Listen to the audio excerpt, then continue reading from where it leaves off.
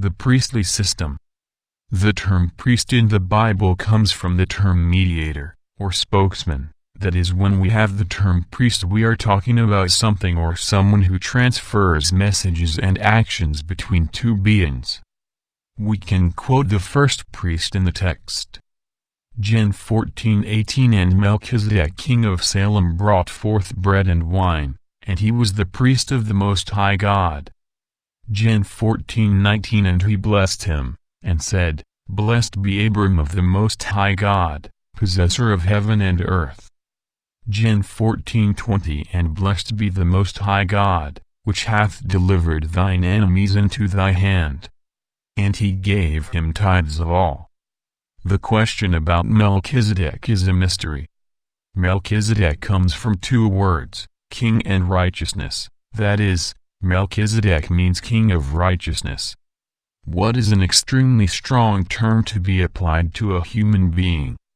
Notice that the text refers to the period of Abraham, that is, a man who stood out in the world in relation to other men, to the point of offering his son to God. Now if there was a better man than Abraham, then the story of Genesis would speak about this man. But Melchizedek being a priest of the Most High God, and defined as king of righteousness, such a being is not commented upon, which leads to the development of the idea that Melchizedek was a man. In any case, we have in the book of Hebrews the following texts. Heb 7:2 To whom also Abraham gave a tenth part of all, first being by interpretation king of righteousness, and after that also king of Salem, which is, king of peace. Heb 7:3 Without father, without mother, without descent, having neither beginning of days, nor end of life, but made like unto the Son of God, abideth a priest continually. Now the term is forever priest, defines a permanent priesthood. And now we have a problem. In the period of Moses we have the formation of the Levitical priesthood. But the text determines priest forever. Even in the period of the Levitical system of priesthood, in the period of the principal kings of Israel, the text appears.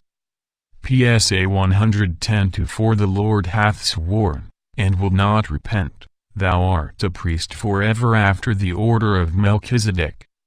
We therefore have a priestly order of Melchizedek even though it has a Levitical order.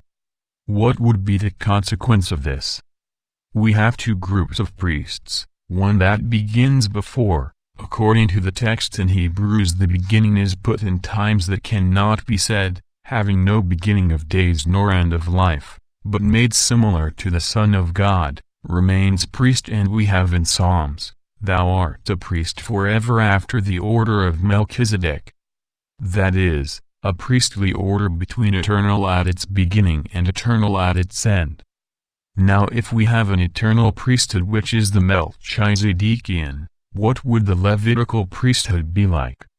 In other words, the Levitical priesthood is the temporal priesthood. Now if we have two priesthoods, one eternal and one temporal, and sin is in effect directly connected with man and God, from Adam to the last man, how could a temporal priesthood have a real effect on the forgiveness of sin? The answer would be clear. Heb_10, For it is impossible for the blood of bulls and goats to take away sins. Now if it is impossible for the blood of animals to take away sins, and the Levitical system worked with the blood of animals, what we really have is that such actions have no real meaning at all but education. See, even Isaiah cites the fact of the educational system.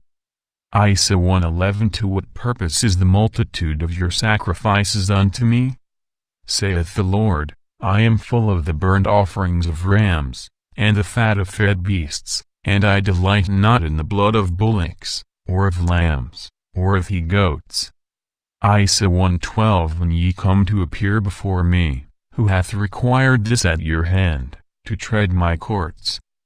But then what we really have, we have that in practice the Levitical system has no function other than education, so the only real system of priesthood is the Melchizedekian. Thus a true priest could not come from the Levitical system. Another thing, the priest who would not be Levitical could not present animals. So we can see the real supply system.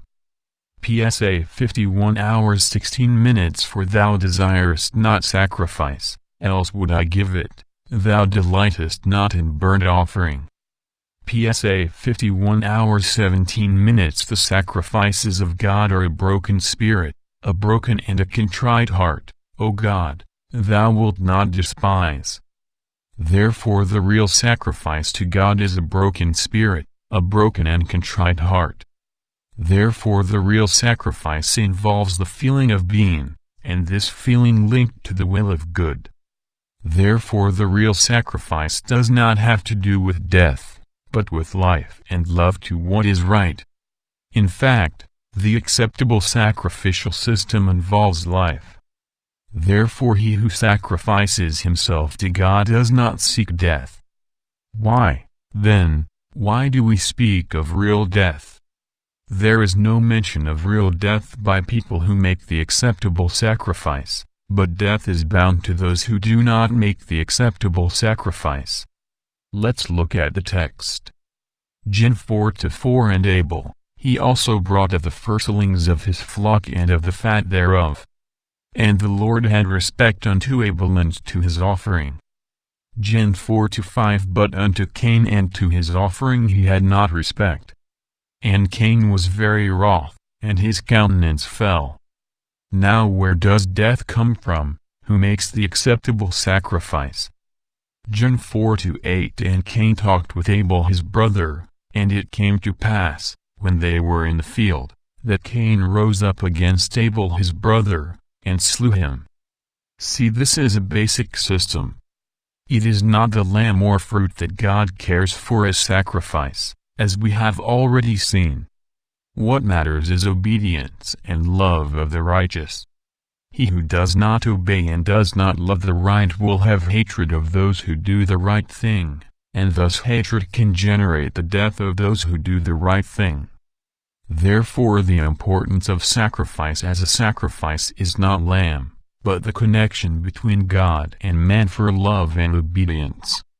And this is the basis of the Melchizedekian priesthood, and it remains forever.